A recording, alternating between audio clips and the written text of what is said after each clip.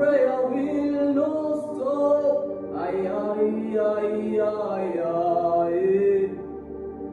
Until I see your face, until I overflow. My worship will not and my prayer will not stop. Aye, aye, aye, aye, aye. Until I see your face, until I overflow. My worship will not and my prayer will not stop. Aye, aye, aye, aye, aye. Until I see your face.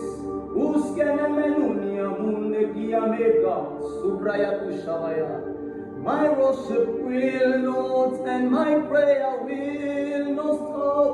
Aye, aye, aye, aye, aye. Sopredianos. Buscan a dunia milia mievaya. Aluya miano sivaye shabudeatata. My worship will not and my prayer will not stop. Aïe, aïe, aïe, aïe, aïe.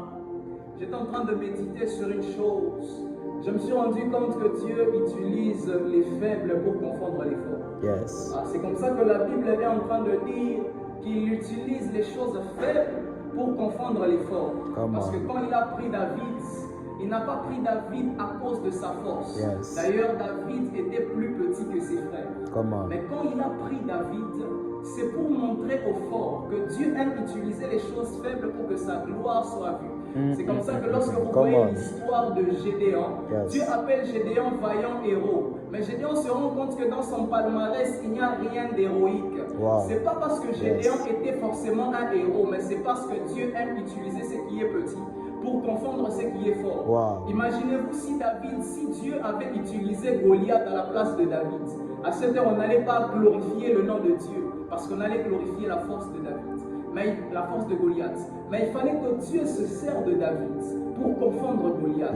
Je suis en train de dire que c'est forcément petit ce que tu es, c'est forcément minime ce que tu es, mais Dieu va t'utiliser pour confondre ce qui est fort.